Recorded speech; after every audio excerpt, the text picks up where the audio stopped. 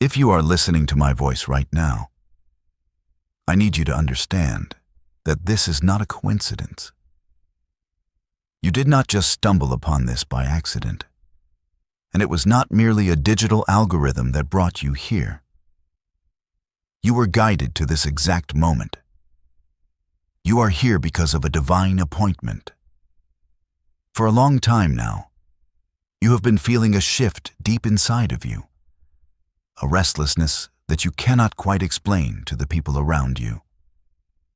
You wake up in the middle of the night with your mind racing, your heart heavy, and a profound sense that there is something massive you are supposed to be doing, even if you can't yet put a name to it. Society, and perhaps even your own mind, might have tried to convince you that this heavy, isolating feeling is just depression or generalized anxiety. But I am here to tell you that what you are experiencing is not a breakdown. It is a spiritual eviction notice.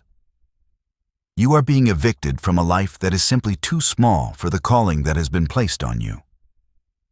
The symptoms of this calling are undeniable once you know what you are looking for. You are likely experiencing a sudden, intense intolerance for superficial conversations. The gossip, the office politics, and the shallow drama that used to be a normal part of your day now physically drain you. You look at the path society has laid out for you. The relentless hustle culture, the exhausting cycle of working a job that pays the bills but starves your soul, the endless pursuit of an American dream, built on debt and status, and you feel a deep, unshakable emptiness. Old pleasures, weekend distractions, nurse and mindless entertainment no longer numb the ache inside you. This is because your spirit is actively rejecting the counterfeit comforts of this world. You are finally realizing that climbing a societal ladder or accumulating social media validation means absolutely nothing if your soul is dying in the process. What is actually happening beneath the surface is that the divine is cutting through the overwhelming noise of your modern life. In a world deliberately designed to keep you distracted with endless scrolling, 24-hour news cycles, and constant, frantic busyness, God is interrupting your regular programming to activate your spirit. You are being pulled out of the spiritual sleep that keeps the masses docile. The reason it feels so profoundly uncomfortable, the reason it feels like your reality is fracturing, is because your spiritual senses are sharpening. You are being forced to see the world not as it pretends to be, but as it truly is. This is the anatomy of a real awakening. It is not always peaceful. In fact, it is often disruptive, messy, and deeply isolating at first. But this discomfort is the exact evidence that you are not losing your mind. You are finally waking up. You have likely heard people talking about a massive global shift, a spiritual shaking that is supposedly happening all around us. But what does that actually mean for your daily life? This shift is not just some abstract, mystical concept happening in the clouds. It is a very real, tangible collapse happening right in front of your eyes. Look around you. The systems that society told us were unshakable are cracking under their own weight. For decades, we were sold the illusion that accumulating wealth automatically equals peace of mind. Yet anxiety and depression are higher than they have ever been. We were told that relentless grinding and hustle culture would eventually bring us fulfillment. But it has only resulted in mass burnout, broken families, and exhausted souls. We are currently the most digitally connected generation in human history, yet we are drowning in a profound loneliness epidemic, starved for genuine intimacy while remaining hopelessly addicted to the toxic, fleeting validation of social media. These are the worldly systems, and they are actively collapsing. When a person builds their entire identity on a foundation of sand, on a corporate job title, a follower count, a bank balance, or the approval of strangers, They are going to panic when the storm comes, and the storm is already here. You can feel the collective fear and confusion in the atmosphere as people desperately cling to these fragile metrics because it is all they have ever known. But this is exactly why you are being awakened right now. And this is why you are experiencing this shift so differently. As a chosen one, you are being systematically trained by the divine to build your life on solid rock. The reason you have felt so disconnected from the world lately is that you are being stripped of your reliance on these temporary, fragile systems so that you can finally anchor your identity in eternal truths. When the cultural and economic shaking intensifies, when the masses lose their minds over the collapse of things that were never meant to save them in the first place, you are going to be the calmest person in the room. Your peace will not be tied to the stock market, the news cycle, or societal approval. Your foundation is unshakable because it is rooted in the divine source that outlasts every human empire, every cultural trend, and every temporary panic. You are being positioned to stand firm so that when everything else falls apart, you can be the guiding light for those wandering in the dark. There is a profound and often painful gap between the moment you realize you have a higher calling and the moment you actually step into it. And this is the phase that almost no one warns you about. You are currently navigating what is known as the wilderness season. You have awakened to your purpose, but when you look around, your reality does not yet reflect that revelation. Instead, you feel entirely stuck. Your old friends are falling away. Doors of opportunity seem to be slamming shut in your face, and the isolation is becoming almost unbearable. In this divine waiting room, it is incredibly easy to believe that you have done something wrong, that you are being punished, or that you have been completely forgotten by the Creator. But you must understand that this wilderness is not a penalty. It is a spiritual quarantine. Before you can be trusted with the immense weight of your assignment, you must be detoxed from the worldly programming, the toxic mindsets, and the deeply ingrained habits of the life you are leaving behind. The divine has intentionally removed you from the noise and the crowds because your spiritual hearing needs to be recalibrated. You cannot learn the language of your new season if you are still surrounded by the chaotic chatter of your past. The greatest temptation you will face right now is the urge to rush the process. When the loneliness creeps in, you will be tempted to run back to toxic environments, unfulfilling relationships, and dead-end jobs simply because they are familiar and comfortable. You must resist this urge with everything you have. Character is forged in the dark, away from the applause and validation of an audience. If you are elevated before your character is fully developed, the pressure of your purpose will completely crush you. Premature elevation is a trap that has destroyed many who refuse to endure the waiting. So while you are in this wilderness, do not despise the isolation. Let it do its necessary work. Allow the silence to strip away your ego and your need for external approval, and survive the waiting room.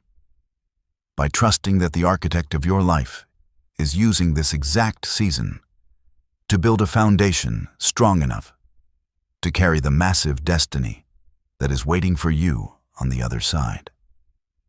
As you navigate this profound awakening and endure the isolation of the wilderness, a single, relentless question is likely haunting your mind. Out of all the people in the world, why you? You look at your life, your mistakes, your deeply held insecurities, and you wonder how you could possibly be chosen for anything significant. Society has conditioned us to believe that the chosen ones are the elite, the wealthy, the highly educated, or those who have lived perfect, unblemished lives. But the spiritual reality operates on the exact opposite metric. You were not chosen because your life has been easy or because you are flawless. You were chosen precisely because you have walked through absolute hell, and somehow, against all human logic, you refuse to let your heart turn entirely cold. You have faced unimaginable betrayal, deep trauma, profound abandonment, and soul-crushing failures. The world and the enemy of your soul threw everything at you to make you bitter, cynical, and closed off from love. Yet, despite the deep wounds you carry, you kept your heart soft. That rare, quiet resilience, that persistent empathy in a ruthless world, is the exact qualification heaven was looking for. What you are stepping into is the ultimate trauma-to-triumph pipeline, a divine alchemy where nothing you have suffered is wasted. The divine does not randomly assign pain to those it wishes to destroy.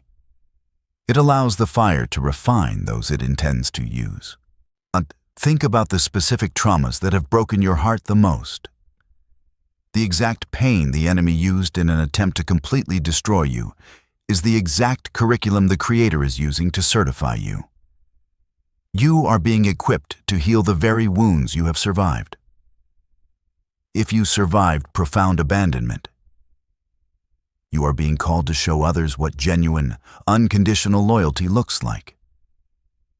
If you survived emotional abuse or deep rejection, you are being prepared to be a safe harbor for the broken and the marginalized. Your past is not a disqualification from your purpose. It is the ultimate preparation for it. We serve a God who does not call the qualified, but who relentlessly qualifies the called. Every scar you carry is not a permanent mark of shame or brokenness, but a hard-earned credential in the spiritual realm. When the broken, the lost, and the terrified look at you, they will not see someone who speaks from a distant pedestal of perfection.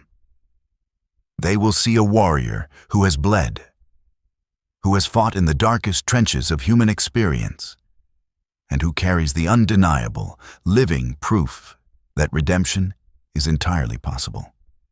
Even as you begin to understand that your past pain is the very foundation of your calling, a loud, paralyzing voice will inevitably rise up inside your mind. It is the voice that aggressively whispers, "Who do you think you are?" Every time you take a step forward, every time you dare to believe that you are meant for something extraordinary, this psychological barrier rears its ugly head to remind you of your flaws, your lack of formal training, and your past mistakes. In the modern world, where psychology calls this crippling self-doubt imposter syndrome. But in the spiritual realm, it is something much older. It is the Moses complex. When the Creator called Moses to stand before a corrupt empire and free an entire nation, Moses did not respond with immediate, heroic confidence. He practically begged the divine to pick someone else. He pointed to his stutter, his criminal past, and his absolute lack of qualifications, convinced that heaven had made a massive administrative error in choosing him. You are experiencing this exact same spiritual resistance right now. The enemy of your soul knows that if he cannot destroy you through your trauma, his next best strategy is to paralyze you with your own feelings of inadequacy. You have likely convinced yourself that constantly shrinking back, playing small, and doubting your abilities is a form of spiritual humility. But you must radically shift your understanding of what true humility actually is. True humility is acknowledging that you are entirely dependent on the strength of the divine to accomplish your assignment. Imposter syndrome, on the other hand, is a quiet arrogance masquerading as modesty. When you constantly declare that you are not good enough, not smart enough, or not healed enough to do what you have been called to do, you are actually insulting the Creator who intentionally designed you. You are looking at the master architect and telling him that his creation is defective and his judgment is flawed. The enemy uses this false humility as his absolute favorite weapon against the chosen ones, because as long as you are obsessing over your own perceived inadequacies, you are entirely distracted from the mission at hand. You are making your calling about your own limitations rather than about the limitless power of the Spirit that resides inside of you. To finally break free from the Moses complex, you must fundamentally change where you are directing your focus. You have to stop staring at your own human resume and start staring at the infinite resources of heaven that are actively backing your life. Confidence, for a chosen one, is not the secular, self-made arrogance that modern hustle culture promotes. It is not about looking in the mirror and hyping yourself up based on your own mortal strength. True spiritual confidence is radical, unshakable God reliance. It is the deep, settling peace of knowing that you do not have to have all the answers. You do not have to be a flawless speaker, and you do not have to possess every single credential the world demands before you take action. The power that called you is the exact same power that will equip you the moment you step onto the battlefield. When you finally release the desperate need to feel perfectly qualified and simply offer your willing obedience, you dismantle the enemy's greatest psychological trap and step fully into your divine authority. Now that you have shattered the illusion of imposter syndrome and accepted that your past actually qualifies you, the most urgent question remains: what exactly is your specific assignment? The spiritual community is incredibly quick to tell you to walk in your purpose, but they almost never give you a practical blueprint on how to actually figure out what that purpose is. You do not need to sit in endless meditation waiting for a burning bush to appear or the sky to split open with a booming voice. Your calling has already left a trail of clues throughout your entire life, and you can uncover it right now using a simple, practical framework. The first step is to trace your pain to your purpose. Pay close attention to what profoundly breaks your heart or stirs up a deep, righteous anger inside of you when you look at the world. Are you infuriated by the cycle of broken families, deeply moved by the financial illiteracy trapping people in endless debt, or completely disgusted by spiritual abuse disguised as leadership? That specific frustration is not random. It is a divine compass pointing directly toward your assignment. You are physically and spiritually bothered by that specific darkness because you were designed to carry the specific light required to fix it. The second step requires you to take an honest inventory of your natural gifts. Think about the roles you instinctively fall into without even trying. What do people constantly come to you for? Are you the one everyone calls when they are in crisis because you possess a deeply calming wisdom? Are you the fierce protector standing up for the underdog, the strategic problem solver who brings order to chaos, or the creative visionary who can see beautiful potential in the ruins of someone else's life? The Creator did not accidentally drop these traits into your personality. Those natural recurring inclinations are the exact weapons and tools you have been issued for your earthly mission. The third and final step is to step through the door of proximity. This is where most chosen ones get completely stuck because they fall into the modern trap of waiting for a massive, global platform before they take action. We have been brainwashed by the vanity of social media to believe that if our work is not going viral or influencing millions of strangers online, we are not truly walking in our divine purpose. But real, world-changing assignments almost never begin on a brightly lit stage. They begin in your living room, at your desk in a corporate cubicle, or in the quiet aisle of your local grocery store. You must stop waiting for a microphone and start looking at who is hurting right in front of you.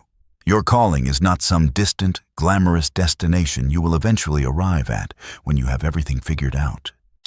It is the immediate, everyday decision to use your hard-earned wisdom and your natural gifts to heal the specific pain of the ordinary people placed directly in your daily path.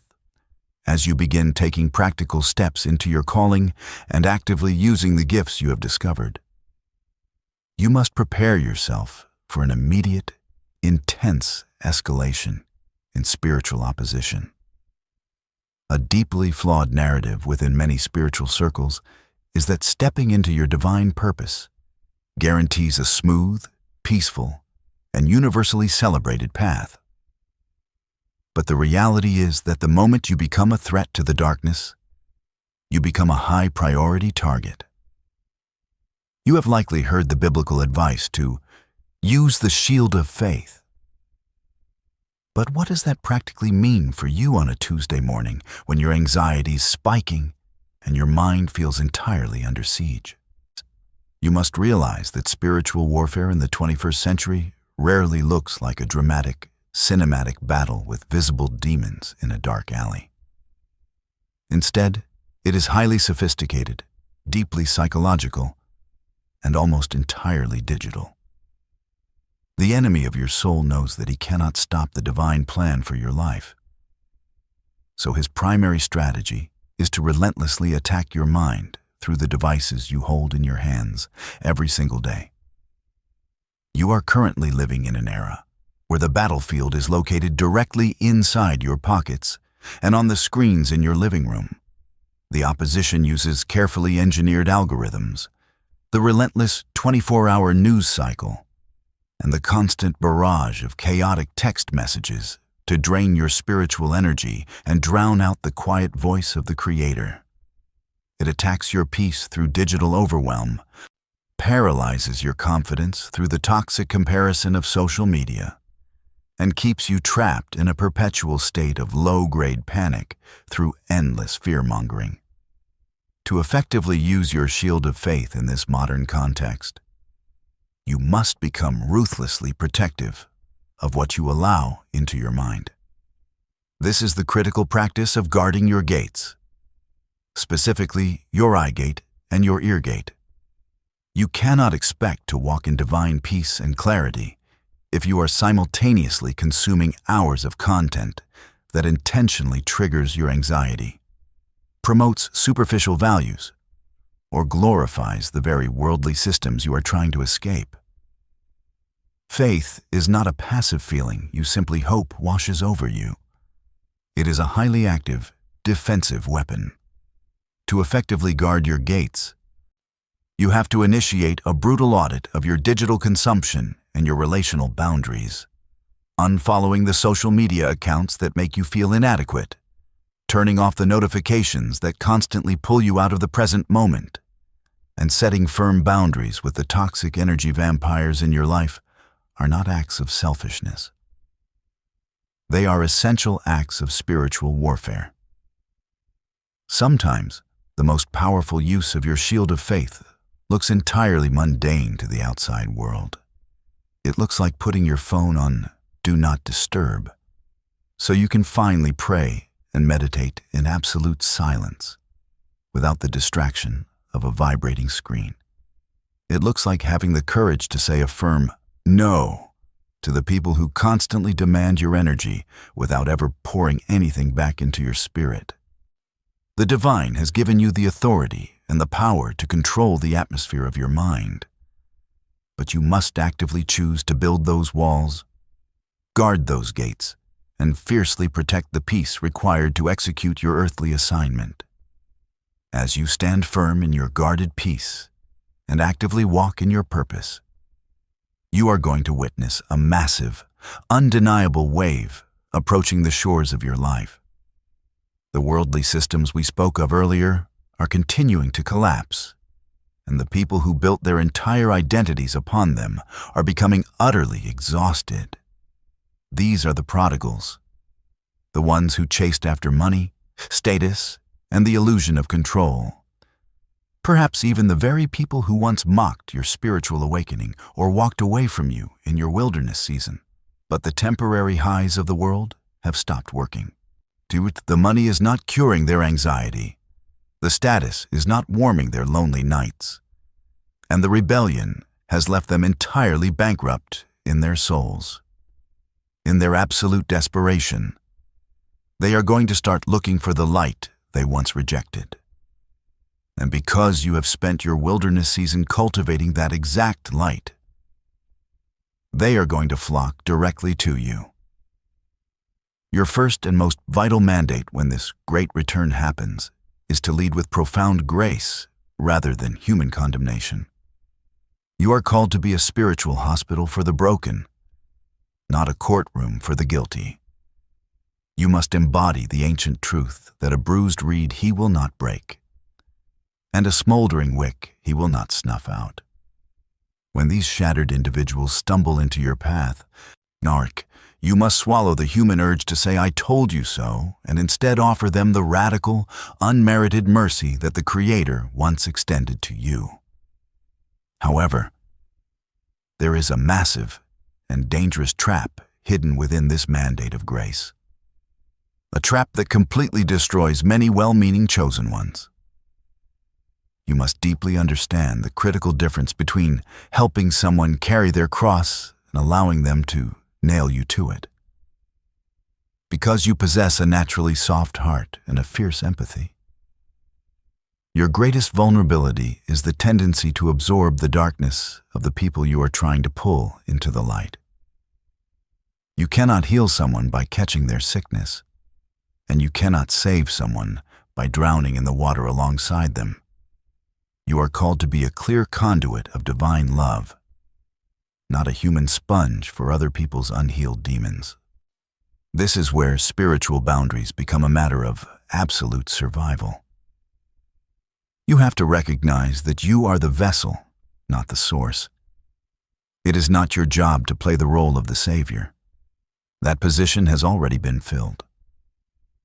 You can point the broken toward the living water, but you cannot force them to drink it. And you certainly cannot drain your own well dry, trying to quench a thirst only God can satisfy.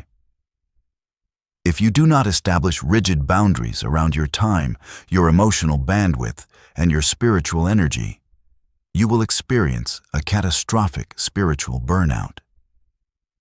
Guiding the broken is your beautiful assignment, but preserving your own peace is your ultimate responsibility. By protecting your own spirit, you ensure that your light remains strong enough to guide them home without burning yourself out in the process. As you master the art of setting boundaries and protecting your energy from those who drain it, you will encounter a completely different, highly deceptive trap on your spiritual journey. This is the danger of the lone wolf syndrome. Because your awakening required a necessary season of intense isolation in the wilderness, and because you have had to walk away from so many toxic environments, it becomes dangerously easy to convince yourself that you are meant to carry your calling entirely alone.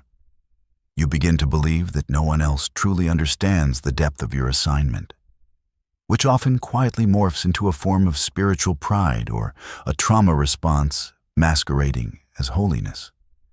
You build walls so high that while they successfully keep out the energy vampires, they also lock out the very allies the divine is trying to send you.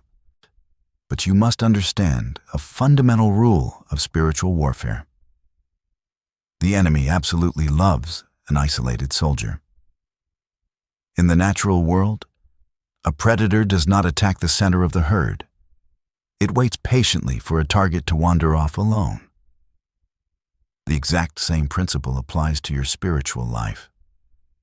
When you are entirely isolated, there is no one to pull you out of a sudden emotional spiral, no one to correct you when your perspective becomes distorted by the enemy's lies, and no one to stand in the gap and pray for you when your own faith is completely exhausted. You were never designed to shoulder the immense weight of your purpose in a vacuum. You are a vital component of a much larger spiritual movement, and it is time for you to actively seek out your tribe. You need to assemble a community of other awakened souls who operate on the exact same frequency and who intimately understand the heavy cost of the calling you carry. I am not talking about gathering a group of casual acquaintances or yes men who simply validate your every thought to keep you comfortable. A true spiritual friendship is a battlefield alliance. You need people in your life who possess the spiritual maturity and the courage to hold you accountable when you are slipping back into old, comfortable habits. You need warriors who will fiercely intercede for you in the unseen realm when the modern pressures of life leave you without the strength to utter a single prayer for yourself. Most importantly, you need a tribe that knows exactly who you were created to be before the foundations of the earth were laid. You need them so that on the days when the darkness creeps back in and tries to convince you that you are nothing, they can look you directly in the eyes and boldly remind you of your true, unshakable identity. Now that you understand the anatomy of your awakening, the collapse of the worldly systems around you, and the profound reason why the divine chose your specific pain to forge your ultimate purpose, you have arrived at the final and most crucial threshold of this journey. The sheer weight of everything we have discussed can easily feel entirely overwhelming. When you look at the massive scope of your calling, the enemy will immediately try to paralyze you with the lie that you have to change the entire world by tomorrow morning. He wants you to look at the towering staircase of your destiny and feel so intimidated by the height of it that you never take the very first step. But you must absolutely reject the intense pressure of immediate, global impact and instead embrace the profound spiritual concept of micro-obedience. The most monumental destinies in human history were not unlocked through single dramatic leaps of perfection. They were built quietly, securely, and permanently through tiny, seemingly insignificant daily choices to simply obey the gentle nudges of the Creator. Micro-obedience is the deep understanding that your entire life shifts not when you finally step onto a massive stage, but when you choose to forgive someone in the quiet of your own heart, when you decide to hold your tongue instead of engaging in toxic office gossip, or when you choose to wake up just 10 minutes earlier to sit in absolute stillness instead of reaching for your phone. Because faith without action is entirely dead, I am giving you a highly specific, immediate assignment for the exact moment this message ends.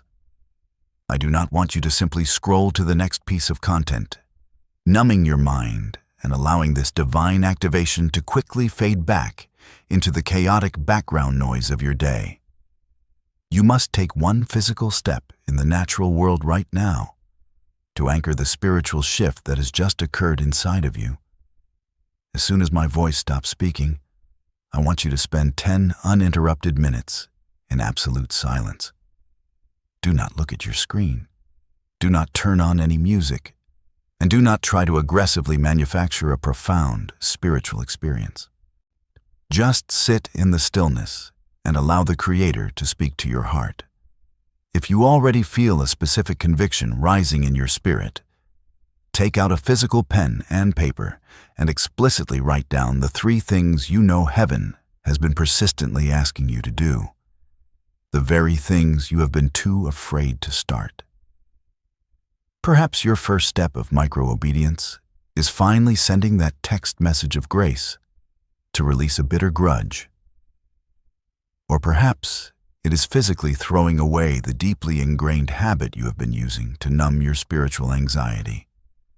Whatever that small, immediate step is, execute it with the fierce, unshakable confidence that you are entirely covered by divine protection and fully equipped for the road ahead. You have survived the isolation of the wilderness.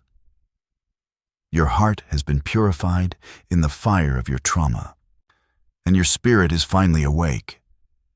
The world is desperately waiting for who you are about to become. It is time to step out of the shadows. Answer the call.